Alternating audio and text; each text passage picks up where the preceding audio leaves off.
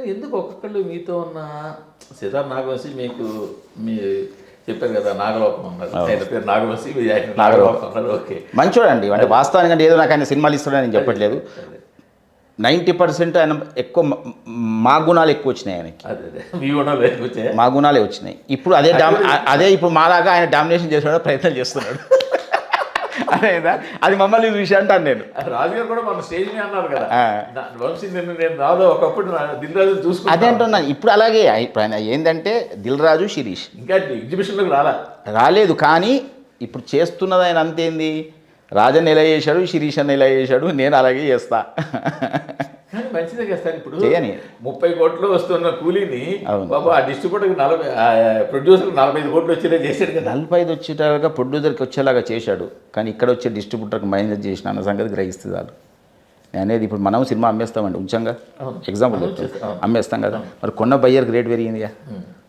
దాని అది అది అది నేను అనేది ఏంటంటే ఏ తమిళనాడు అలా ఎందుకు అనుకుంటున్నారు, ఇన్నాళ్ళు చౌక్గా కొట్టేశారేమో మీరు. ఎవరు మీరు కానీ సునీల్ కానీ డబ్బింగ్ సినిమాలు చాలా చీప్గా సంపాదించారు. ఎలా అదే సన్లో పెద్దన్న తీసుకొని మొత్తం పోయినాయిగా.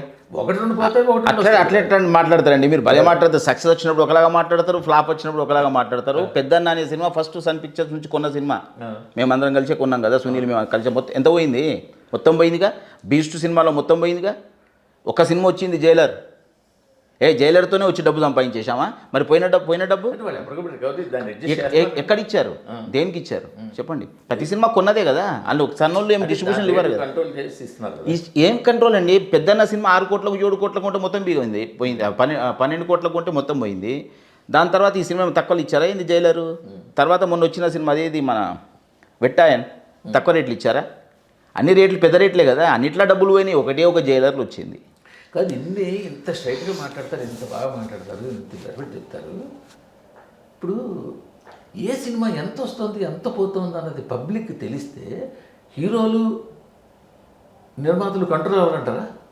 కంట్రోల్ అవుతారు కానీ తెలియని ఇస్తలేరు కదా. తెలిస్తే దుష్మలం అవుతున్నాం కదా సార్. ఎందుకు నేను ఒకటి చెప్తాను సార్. ఫర్ ఎగ్జాంపుల్ రోజు ఫోన్ చేస్తాను, ఒక డిస్ట్రిబ్యూటర్తో నాకు బాగా పరిచయం ఉంది, ఫోన్ చేస్తుంటాను, హలో అంటే మాట్లాడతాను, తిన్నారా టిఫిన్ చేశారా అంటే మాట్లాడతాను.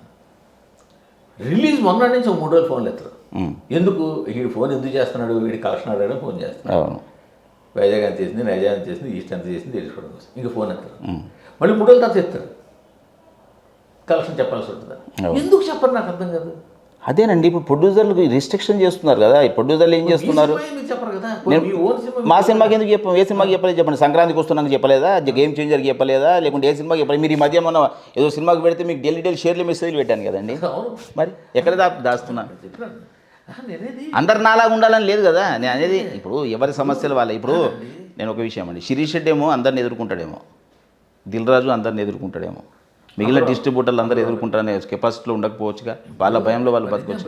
నేను నాని గారిని మీ సినిమాలు బాగుంటున్నాయి, చాలా బాగా పేరు వస్తుంది, అన్నీ బాగుంటుంది, కానీ కాస్ట్ ఫెయిల్యూర్ అవుతుంది అన్న. కాస్ట్ ఫెయిల్యూర్ అంటే తెలుసు కదా, 10 రూపాయలు పెట్టి తీస్తే 10 రూపాయలు వచ్చేస్తే చాలు, ప్రొడక్షన్ వచ్చినట్టే. సినిమాలు బాగుంటున్నాయి, ఆడుతున్నాయి, అన్నీ చేస్తున్నాయి, కానీ 10 రూపాయలు రావట్లేదు, 10 రూపాయలు రావట్లేదు ఉద్దేశం. అంటే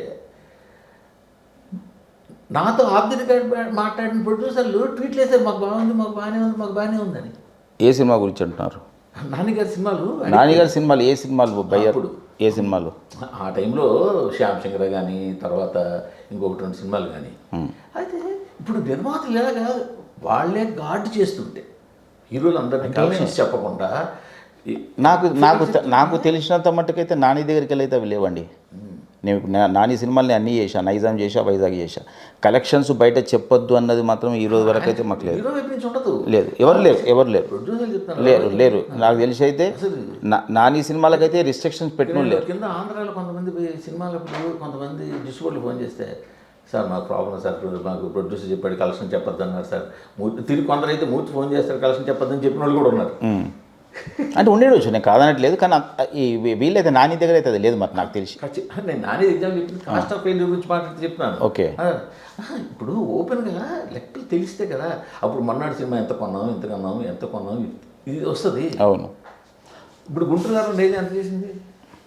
నైజాం అప్పుడు 30, మేము 42 కొన్నామండి, ఒక ఇంక్లూడింగ్ జిఎస్టీ 36. ఏది చేసింది. 36 అనుకుంటా. 8 crores ఏదో పోయింది, కానీ 8 crores మాకు రిటర్న్ అంటే ఒక టిల్లు స్క్వేర్లో ఒక 4 కోట్లు, మిగిలిన 4 కోట్లు మాకు రిటర్న్ ఇచ్చారు. వాళ్ళ దగ్గర ఆ పద్ధతి ఉంది. అదే చెప్తున్నా. అందుకని మీరు ఇప్పుడు ఎందుకు కొన్నారు అని ఒక టాపిక్ వచ్చిన దగ్గర అక్కడే ఆగిపోయాం మనం. మీరు ఇదే సినిమాని గుంటూరు గ్రామం ఎందుకు కొన్నారు, మీరు మైత్రికి వచ్చేసరికి ఎందుకు మాట్లాడారు అని మైత్రిది అక్కడ దాకా తీసుకొచ్చి ఆపేశాం. మళ్ళీ మీరు ఇది కంటిన్యూ చేయలేదు. ఎందుకు అంటే వంశీ దగ్గర ఉండే నాకు ధైర్యం ఏంటంటే నేను ఇస్తున్నది డబ్బే, అది 50 కోట్లు కావచ్చు, 40 కోట్లు కావచ్చు, పోతే వంశీ చూసుకుంటాడు ఒక కాన్ఫిడెన్స్. మైత్రిలో నాకు అది లేకపోయింది.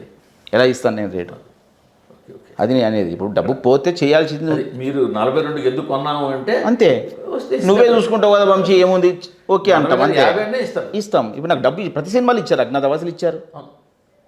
మధ్యలో ఒక సినిమా ఏదో సినిమాలో పోయిందండి, 2 కోట్లు పోతే 2 కోట్లు దాన్ని రిటర్న్ ఇచ్చారు. ఎప్పటికప్పుడు మాకు వంశీ పోతున్న దాంట్లో 90% మాకు చేశాడు ఆయన.